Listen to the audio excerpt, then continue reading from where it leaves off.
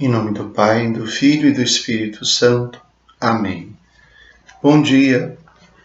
Do Evangelho segundo São Marcos. Naquele tempo, os discípulos de João Batista e os fariseus estavam jejuando. Então vieram dizer a Jesus: por que os discípulos de João e os discípulos dos fariseus jejuam e os teus discípulos não jejuam?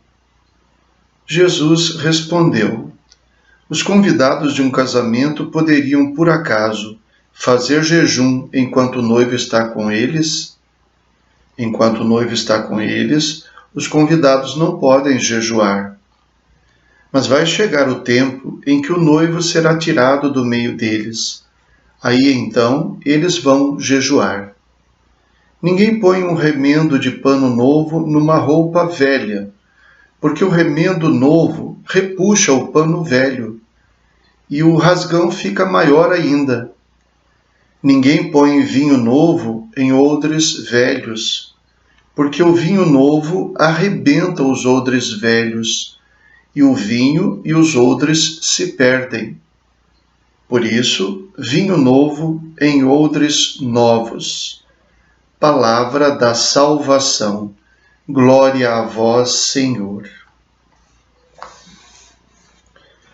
Vinho novo em odres novos. Remendo velho em pano velho.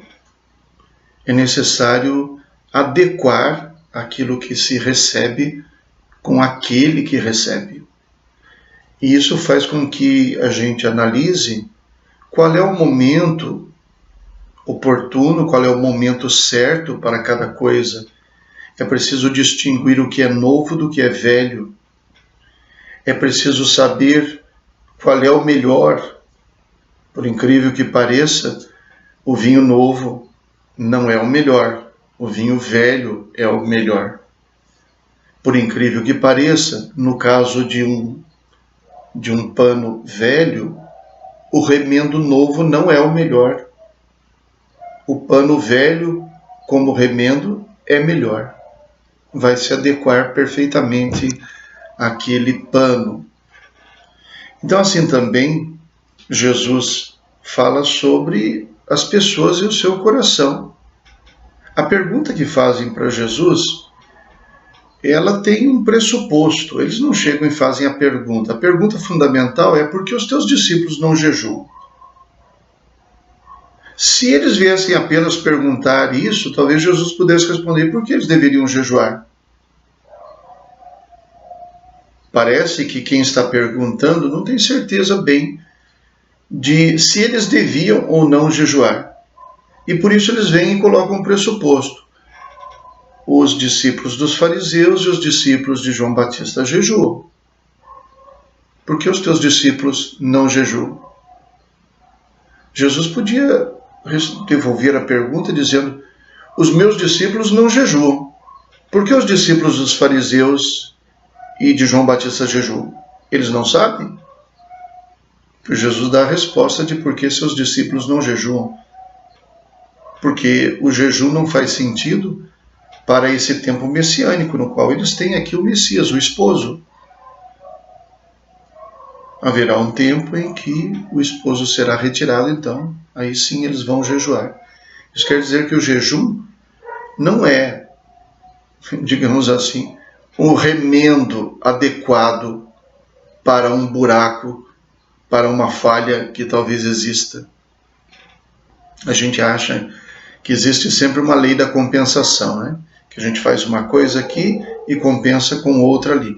É verdade que existe uma capacidade, e eu digo não de colocar um remendo, mas é possível fazer com que uma coisa que não foi boa sirva para inspirar uma coisa boa.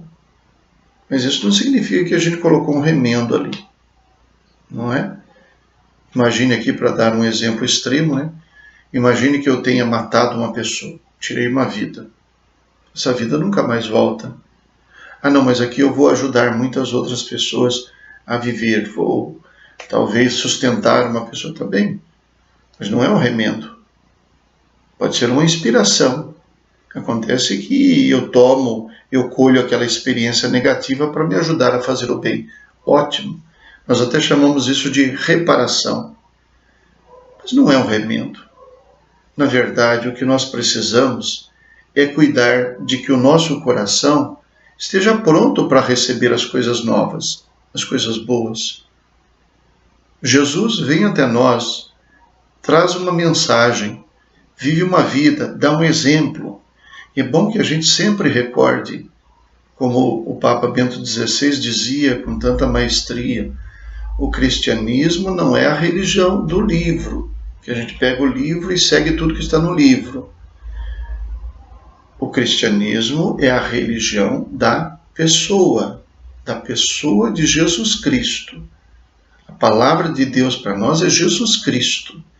Esta sua palavra se expressa por aquilo que ele ensinou, mas por aquilo que ele fez, pelo seu modo, o seu estilo de vida. Por isso que nós somos discípulos.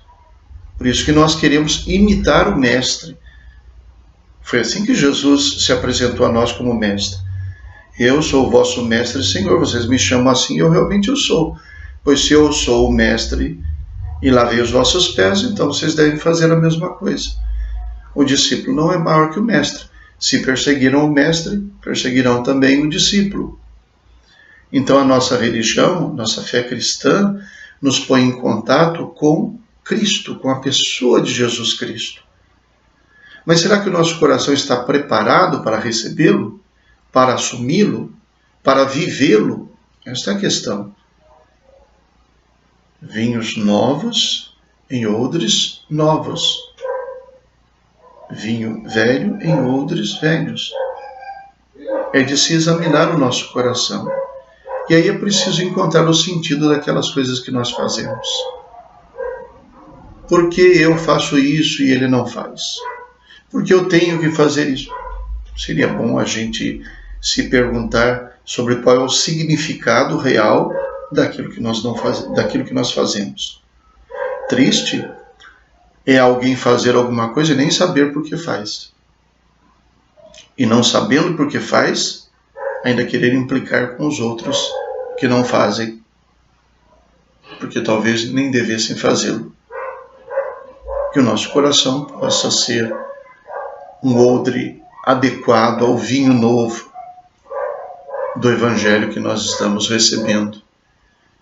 Que o nosso coração possa ser inteiro e não esburacado, para que esta veste nova, totalmente nova, não seja para nós a tentativa de remendar um tecido velho com um pano novo. Rezemos. Deus eterno e todo-poderoso, que governais o céu e a terra, escutai com bondade as preces do vosso povo e dai ao nosso tempo a vossa paz. Por nosso Senhor Jesus Cristo, vosso Filho, na unidade do Espírito Santo. Amém. O Senhor esteja convosco. Ele está no meio de nós. Abençoe-vos Deus Todo-Poderoso, Pai, Filho e Espírito Santo. Amém. Bom dia. Fiquem com Deus.